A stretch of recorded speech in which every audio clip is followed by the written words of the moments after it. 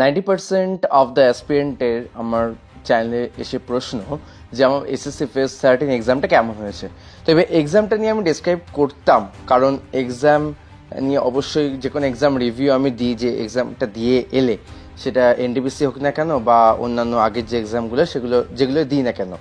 এবার বিষয়টা হচ্ছে এক্সামটা যতদিন না শেষ হচ্ছে, মানে আজকে 2 তারিখ, 2nd অফ আগস্ট, তো 1 তারিখ পর্যন্ত বা গতকাল পর্যন্ত এক্সাম ছিল।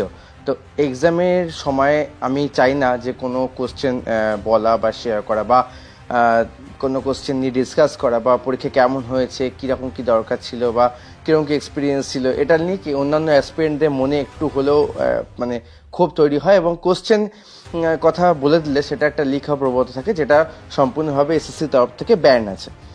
এবার তার জন্য আমি এই পরীক্ষাটার মানে যখন শেষ হবে ভেবে রেখেছিলাম, সেই টাইমে আমি প্ল্যান করলাম যে আমি ভিডিওটা বানাবো। তার জন্য সবার প্রশ্ন নিয়ে আমি অপেক্ষায় ছিলাম যে আমি একটা ভিডিওর মাধ্যমে সবাইকে অ্যান্সার দিয়ে দেবো। So welcome to my channel, welcome to the aspirant Indra.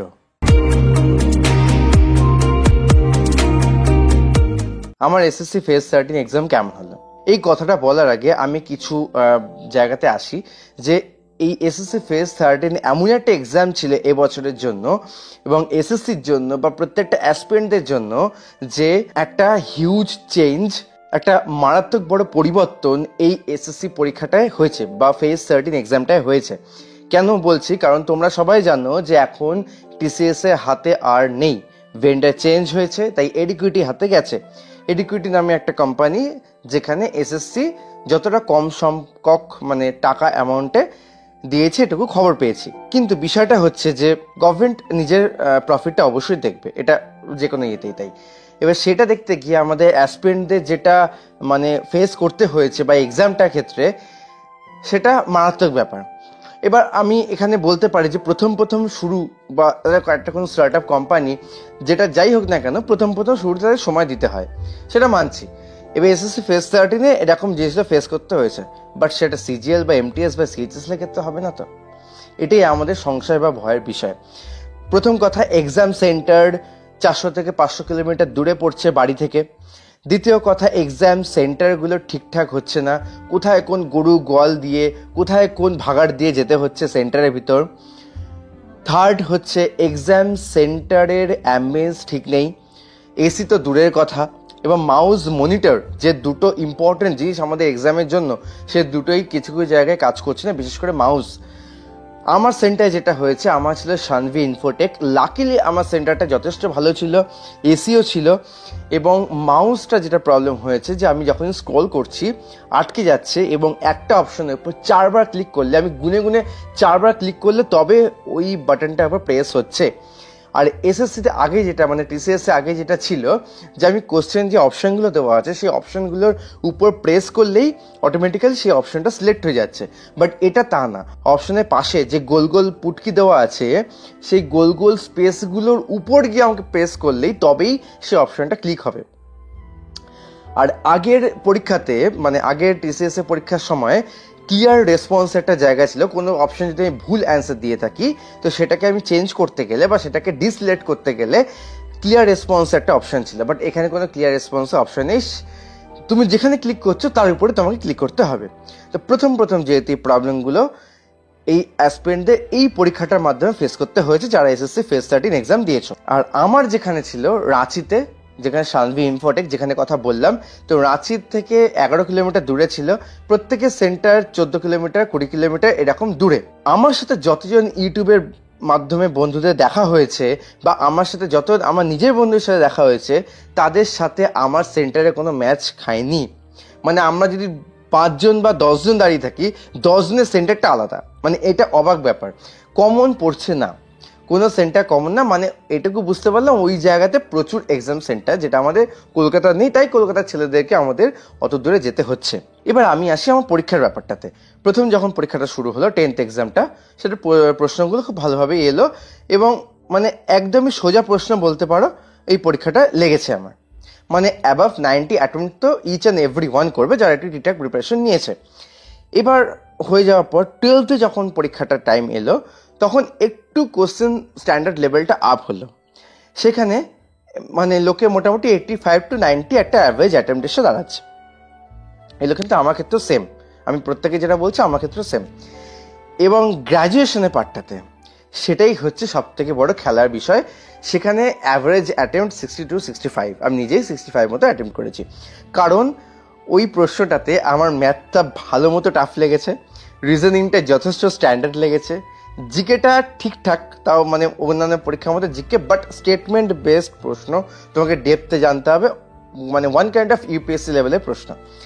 আচ্ছা, আর হচ্ছে ইংলিশটাও পুরোপুরি মানে রিঅ্যারেঞ্জের পার্টটা একটু বেশি ছিল পরীক্ষাতে। আর যে প্যাসেজ দিয়েছে সেই প্যাসেজটা আমি প্রথমে 2 থেকে 3 মিনিট পড়লাম, পড়ার পর যখন প্রশ্নগুলো দেখছি সব থেকে বোকাপের প্রশ্ন, প্যাসেজ থেকে কোনো প্রশ্নই নেই। মানে এই জিনিসটা আমাকে ফেস করতে হয়েছে।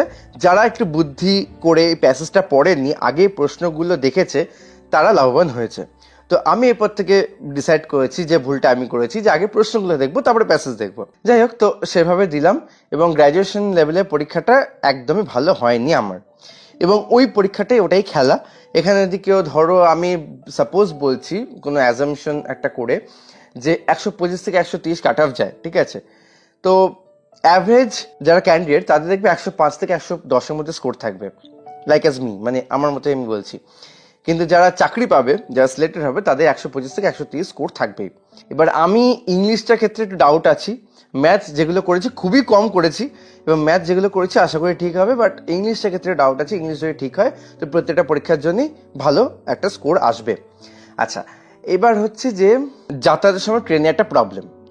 ট্রেনের প্রথম কথা, 10 দিন আগে যে সিটি ইন্টিমেশন দিচ্ছে, কোনো ট্রেনের টিকিট পাওয়া যায় না, তাই আমাকে ব্রেক জার্নি করে যেতে হয়েছিল। 2টো ট্রেনে করে আমি গেছিলাম, সেটা আমি শর্টসের মাধ্যমে দেখিয়েছি। আসার সময় ট্রেন ঠিকঠাক পেয়ে গেছি। এবং যেহেতু পরের দিন 3টে পরীক্ষা ছিল, তাই রাত্রিবেলা তাই ঘুমের জন্য আমি আইআরসিটিসি রিটায়ারিং রুম বুক করেছিলাম, সেখানে 10 ঘন্টার জন্য আমি স্টে করেছি। বাট আমার এসএসসি কাছে হাত জোর করে রিকোয়েস্ট, অনেক আন্দোলন চলছে, অনেক প্রোটেস্ট চলছে, কিন্তু আমার একটাই অনুরোধ, প্লিজ সেন্টারটা বাড়ির কাছে ফেলুন এবং প্রশ্নগুলো ভুল প্রশ্ন একটুখানি কম করলে ভালো হয়। এবং এক্সাম সেন্টারে যে এক্সপিরিয়েন্স, এক্সাম সেন্টারের যে মনিটর এবং মাউস, এই দুটো যেন প্রপারলি কাজ করে। আর যদি সম্ভব হয় তাহলে এক্সাম সেন্টারে যেন এসি থাকে, অ্যাটলিস্ট সিস্টেমগুলোর জন্য, আমাদের ক্যান্ডিডেটের জন্য নয়। তো এটাই আমার আর্জি এসএসসি চেয়ারম্যানের কাছে, যে এই জিনিসগুলো যেন ইমপ্রুভমেন্ট হয়। আর তারপরে এসএসসি পরীক্ষা দিতে গেলে এতদূর যেতে হচ্ছে, ফর্ম ফিল আপের জন্য 100 টাকা করে নিচ্ছে, কিন্তু যেতে আসতে খরচা হয়ে যাচ্ছে প্রায় 2000 টাকা কাছাকাছি। মানে আমি যখন টিকিট বুক করলাম তখন টিকিট আর ঘর নিয়ে সাথে সাথে 1200 টাকা চলে গেল, প্লাস আনুষঙ্গিক তো খরচা আছেই, যাতায়াতে, খাওয়া দাওয়া এসব থাকেই। তো মানে এত টাকা খরচা করা একটু আমাদের মতো অ্যাসপিরেন্টের পক্ষে খুবই চাপের বিষয়, ঠিক আছে। দেওয়া কলে ফর্ম ফিল আপের ফেয়ারটা 100 থেকে 200 করুক, তাও সেন্টারগুলো অ্যাটলিস্ট কলকাতায় ফেলুক, এটা রিকোয়েস্ট। এবং এডিকুইটি জানি না কি করবে, কারণ ভবিষ্যতে যে এক্সামগুলো হচ্ছে, সিজিএল, সিএইচএসএল বা এমটিএস যেগুলো হবে, সেগুলো যদি এরকম করে তাহলে কিন্তু আমাদের অ্যাসপিরেন্টদের ক্ষেত্রে প্রচুর দুর্ভোগ আসছে। আর যদি কলকাতাতে 7খানায় সেন্টার থেকে থাকে এডিকুইটির, তাহলে সেখানে মানে ফিজিক্যালি ডিসেবলড ক্যান্ডিডেটের তো দেবেই আগে, তারপরে ফিমেলদের দেওয়া হবে। সুতরাং আমাদের মেলদের কোনো চান্স নেই, আমাদের মেলদেরকে বাইরে যেতেই হবে, এটা একদম ধরা বাঁধা।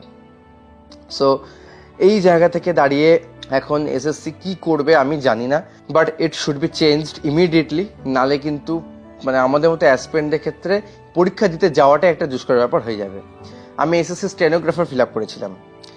স্টেনোগ্রাফার পরীক্ষাটা আমি ভেবেছিলাম নতুন যে এডুকেটিভ প্যাটার্নটা আছে সেটাতে এক্সপিরিয়েন্স করার জন্য আমি স্টেনোগ্রাফার এক্সামটা দিই, ফর্ম ফিল আপ করেছিলাম। সেখানে ফর্ম ফিল আপ করার পর আমি দেখলাম সিটি ইন্টিমেশন দিয়েছে গত 2 দিন আগে, আমাকে দিয়েছে বালাসোরে, 8 তারিখ এক্সাম। তো আমি স্টেনোগ্রাফি জানি না, ঠিক আছে, আমি শিখিনি এখনো পর্যন্ত, তাই আমি পরীক্ষাতে যাব না। বেকার আমার বালাসোরে গিয়ে সময় নষ্ট করে লাভ নেই, কারণ সামনে এনটিপিসি আছে এবং সিজিএল বা অন্যান্য এক্সামগুলো আছে, বেকার একটা দিয়ে সময় নষ্ট করে কোনো লাভ নেই, তাই আমি বালাসোর যাব না। তো এরকম প্রত্যেকটা পরীক্ষায় ফেলবে। আর একটা সিস্টেম চেঞ্জ হতে বা একটা মানে এই ধরনটা চেঞ্জ হতে একটা হিউজ টাইম লাগবেই, সেটা আমি ধরে রাখলাম আগামী 1 বছর। কারণ এডুকেটিভ পক্ষে এখনই সম্ভব না 2 থেকে 3 মাসের মধ্যে 1000টা সেন্টার কলকাতাতে, বা অ্যাটলিস্ট মানে 15-20টা সেন্টার সাথে সাথে কিনে নেওয়া বা এই করা, এগুলো পসিবল নয়, ঠিক আছে, প্র্যাকটিক্যালি পসিবল নাও হতে পারে। হ্যাঁ, তবে মানে যদি এসএসসি প্রেশার থাকে তাহলে হতেও পারে, বাট সেটা এসএসসির উপর ডিপেন্ড করছে। আর আদারওয়াইজ যদি নর্মাল সেন্সে দেখি তাহলে আগামী একটা বছর আমাদের এরকম ভোগান্তি আছে। এডুকেটিকেও সময় দিতে হবে ইমপ্রুভ করার জন্য, বাট সেটা কতদিন টাইম নেবো সেটা এডুকেটি জানে আর এসএসসি জানে। সো এটা একটু ইমপ্রুভ করলে খুব ভালো হয়, তাহলে আমরা ভালো মতো পরীক্ষা দিতে পারি, ভালো মতো অ্যাটলিস্ট এক্সাম সেন্টারটা ঠিক করে থাক, টয়লেট ঠিক করে থাক, ক্লিন থাক, জলের ব্যবস্থা ঠিকঠাক থাক, ঠিক আছে? কারণ এটা অনলাইন এক্সাম, এটা অফলাইন এক্সাম হলে সেখানেও এমার্টে অনেক কিছু ব্যবস্থা থাকতো, বাট অনলাইন এক্সাম যদি একটু কিছু টেকনিক্যাল এরা চলে আসে না, সমস্যা হয়ে যাবে। এক্সাম চলতে চলতে আমার সেন্টারেই অনেকের স্ক্রিন অফ হয়ে যাচ্ছে, ডিসপ্লে চলে যাচ্ছে, কোয়েশ্চেন আসছে না। প্রথম যে পেজটা থাকে, যে ডিক্লারেশন একটা হাতে করে লিখতে হয়, কমিশন কপিতে লিখতে হতো, এখন মানে ওই অ্যাডমিটের মধ্যে লেখার জায়গা দিয়েছে। তো লেখা পেজটা অনেকে আসছে না, দুম করে মানে কোশ্চেন আসার আগে সিস্টেম অফ হয়ে যাচ্ছে। তো এগুলো ক্ষেত্রে না একটা মাইন্ডে একটা মেন্টালি চাপ পড়ে। তুমি একটা ফ্লোতে ধরো 1 ঘন্টা টাইম, তুমি একটা ফ্লোতে এক্সাম দিচ্ছ, এক্সাম দিতে দিতে হঠাৎ করে স্ক্রিন অফ হয়ে গেল, তুমি কিন্তু সেই মানে রেসটা হারিয়ে ফেলবে। সেটা ধরে রাখার জন্য এই 1 ঘন্টা টাইমটা আমরা কাজে লাগাই, কিন্তু সেটা মাঝখানে ব্রেক হয়ে যায় না, ওটা শুরু করতে আবার সময় লেগে যাবে। তো এখানে টাইম গ্যাপিং একটা মানে প্রায় অনেকগুলো সেকেন্ড, অনেকগুলো মিনিট চলে যাবে। মাউস ক্লিক করতে যেহেতু আমার প্রায় 3 থেকে 4 সেকেন্ড চলে যাচ্ছে, তা পার কোশ্চেনে ভাবো ওই 3 থেকে 4 সেকেন্ড ক্যালকুলেট করলে কতটা টাইম নষ্ট হচ্ছে। তো এই জিনিসগুলো একটু রেক্টিফাই করা উচিত। বাট আমার SSC phase 13 exam centre Sanvi Infotech যেটা ছিল সেটা ভালো ছিল, খুব খারাপও বলবো না, ঠিক আছে? কিন্তু একটু জল বন্যা ছিল, সেগুলো ক্রস করে যেতে হচ্ছে, ঠিক আছে, সেটা বৃষ্টির টাইমে হতেই পারে। কিন্তু এক্সাম সেন্টারে যে মনিটরগুলো এমন ফ্যাকাশে না, চোখ ধাঁধিয়ে যায় মাঝে মাঝে, ঠিক আছে? মানে এমন ব্লার হয়ে যাচ্ছে মাঝে মাঝে, এমন একটা ডার্ক স্ক্রিন যে চোখে মানে অতক্ষণ তাকিয়ে থাকাটা না একটা দুষ্কর ব্যাপার হয়ে যায়। তো এগুলো একটু ইমপ্রুভ করা উচিত। এই আমার এসএসসি ফেজ 13 এক্সামে এক্সপিরিয়েন্স ছিল। তবে একটা জিনিস বলবো যে কোশ্চেন কিন্তু 10th-এর মধ্যে 10th লেভেলে এসছে, 12th লেভেলে এসছে, গ্র্যাজুয়েশন লেভেলে এসছে এআই জেনারেটেড কোশ্চেন।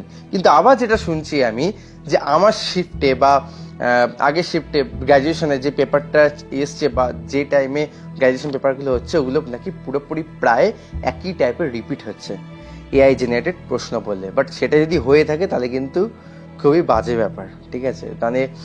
মানে যে অ্যাসপিরেন্ট আগের দিনে প্রশ্নগুলো ভালো করে ঘেটে যাবে বা দেখে যাবে বা বন্ধুদের কাছ থেকে শুনে যাবে, সে পরের দিনে প্রশ্নটা গিয়ে ইজিলি অ্যাটেন্ড করতে পারছে। আর যারা এরকম ভাবে মানে জানে না, প্রথমবার গিয়ে পরীক্ষা দিচ্ছে, ওই টাইপের প্রশ্নগুলো ফেস করছে, তাদের ক্ষেত্রে প্রবলেম হবে। তারা ভালো প্রিপারেশন থাকলেও তারা চাকরিটা মিস হয়ে যাবে তাদের। তো এই জিনিসগুলো হওয়াটা একটুখানি বাজে বিষয়, এগুলো না হয়। সো তোমাদের যদি কিছু কোয়ারিজ থাকে বা জানার থাকে অবশ্যই কমেন্ট সেকশনে জানিও, বা তোমাদের কি মতামত এক্সাম এক্সপিরিয়েন্স নিয়ে এসএসসি ফেজ 13 যারা দিয়েছো অবশ্যই কমেন্ট সেকশনে জানিও।